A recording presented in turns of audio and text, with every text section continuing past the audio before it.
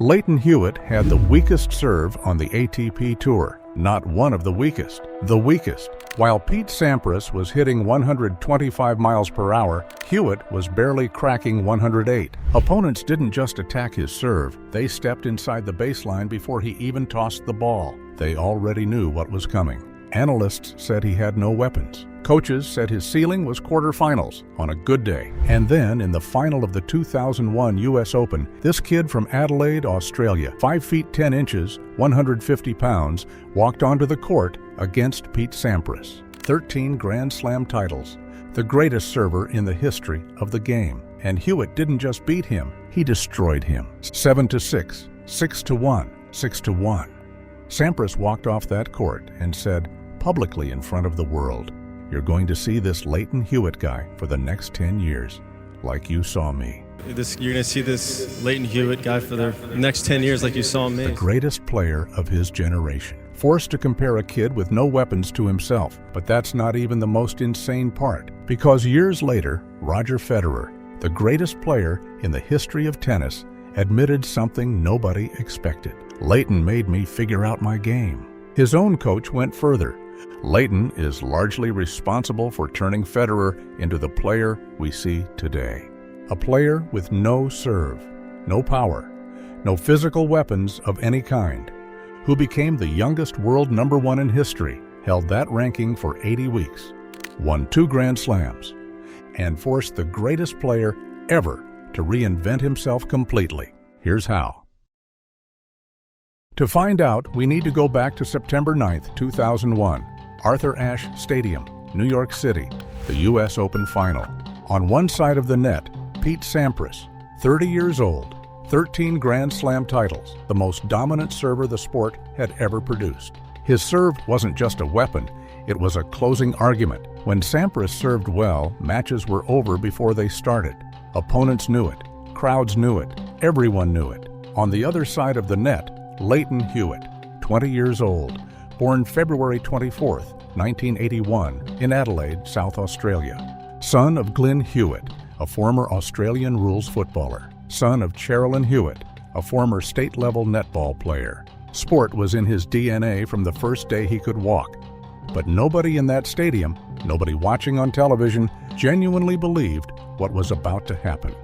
Because Hewitt wasn't supposed to be here. At 5 feet 10 inches and 150 pounds, he was giving up 4 to 6 inches to almost every top opponent he faced.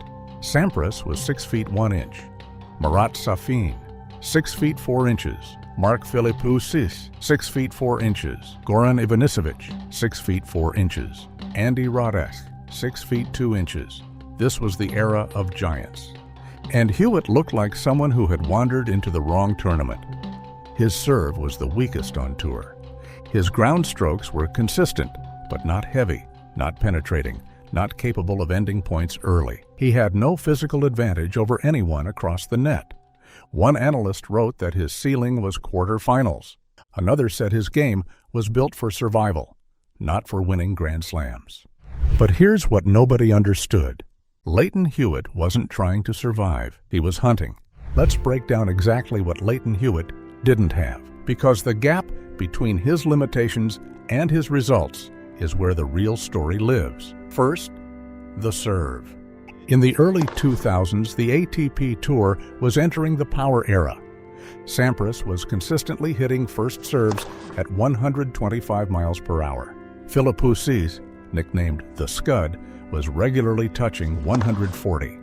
Roddick would later clock the fastest serve ever recorded at the time, 155 miles per hour. Hewitt's first serve, consistently between 100 and 108. That's not just slower, that's a different category of weapon entirely. On a tour where a big serve buys you free points, where it sets up the entire structure of a rally, Hewitt was starting every single service game at a disadvantage. Opponents stood inside the baseline to return him. They took his serve early, redirected it, and immediately put him on defense. His second serve was even more exposed. No kick, no heavy slice, no disguise that made opponents hesitate. It was returnable every single time. But watch what happens next. Second, physical size, and power. At 5 feet 10 inches, Hewitt had less reach on ground strokes, less leverage on his serve, and less ability to hit down on the ball from height. When Safin or Philippoussis loaded up on a forehand, the ball arrived with a weight and pace that physically pushed smaller players back. Hewitt couldn't match that. He couldn't overpower anyone from the baseline. His ground strokes were flat and consistent, but they weren't heavy, they weren't penetrating, and they weren't going to end points early. In an era where power was the language of tennis, Hewitt was speaking a completely different dialect. But here's where things get interesting. Third, the intimidation factor. Tennis is a mental game before it's a physical one, and part of that mental game is presence. When Pete Sampras walked onto center court, you felt it before he hit a single ball.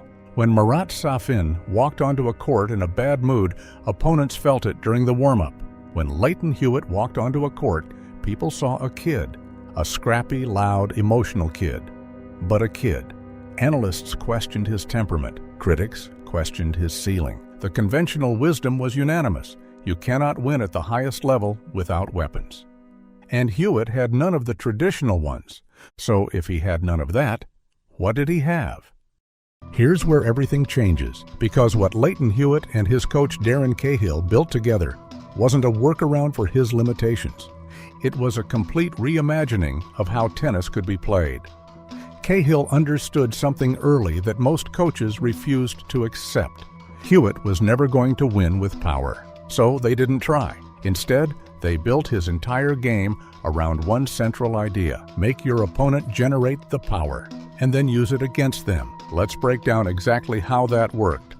The first weapon, his return of serve. While Hewitt's own serve was the weakest on tour, his return of serve was arguably the best in the history of the game. He stood closer to the baseline than almost anyone else. He took the ball earlier than anyone else, and he redirected pace with surgical precision. Think about what that means against a big server. But Hewitt took that serve at 125 miles per hour and sent it back before Sampras could even recover to the center of the court. He didn't need to generate pace. He borrowed it. The weapon Sampras had spent his entire career building, the greatest serve in history, became the tool Hewitt used to dismantle him. That is not a workaround. That is genius. The second weapon, court geometry. Hewitt and Cahill developed a system based on angles, positioning, and court coverage that was unlike anything the tour had seen. Hewitt understood that tennis is not about hitting the ball hard. It's about hitting the ball to the right place at the right time. He would absorb pace from the baseline, redirect it to a corner, recover to the center, and force his opponent to hit to a smaller and smaller target. Point by point, rally by rally. He compressed the court. He didn't beat opponents in 3 shots. He beat them in 7, 8, 9 shots. By making every single one of those shots slightly more difficult than the last. And his court coverage made this possible. Opponents and analysts described it as inhuman, balls that had no business being retrieved. Hewitt retrieved them. Angles that should have been clean winners. Hewitt was already there.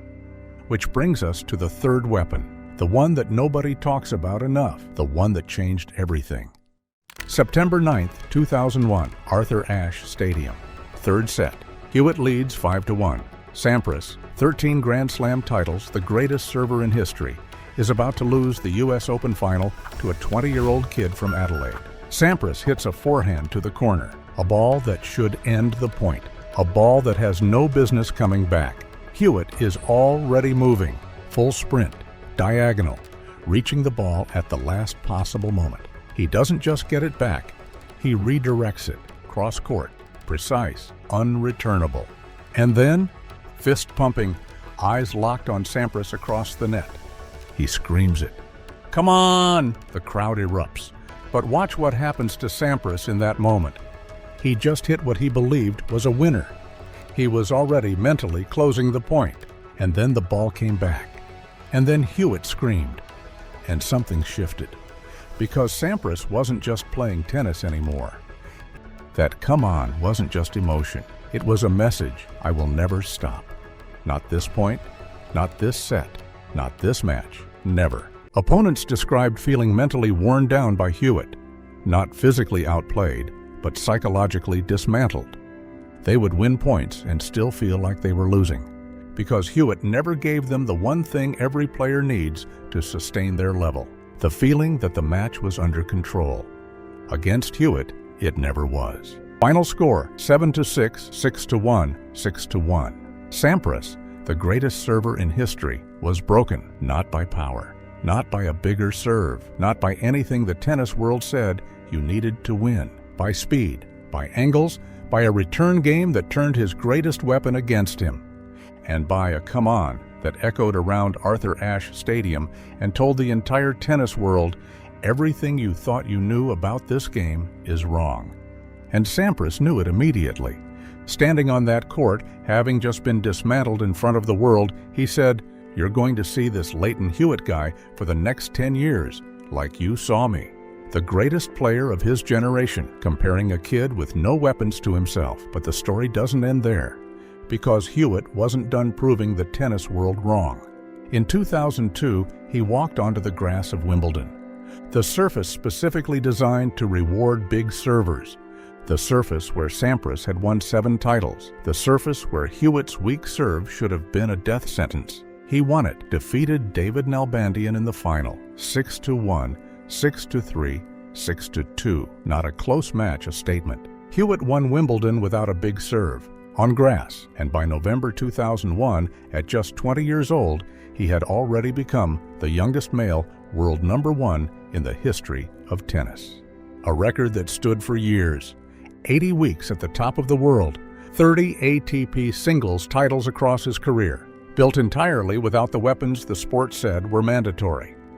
So what does Lleyton Hewitt's story actually prove? It proves something the tennis world still hasn't fully accepted. The player with the biggest serve doesn't always win. The tallest player doesn't always win. The player with the most weapons doesn't always win. The player who understands the game most deeply, who builds a system that turns their opponent's strengths into liabilities, that player wins. And the proof isn't just in Hewitt's titles. It's in what happened to the players who came after him. Roger Federer, the greatest player in the history of tennis, admitted it himself. "Lleyton made me figure out my game." His own coach, Darren Cahill, went further. "Lleyton is largely responsible for turning Federer into the player we see today."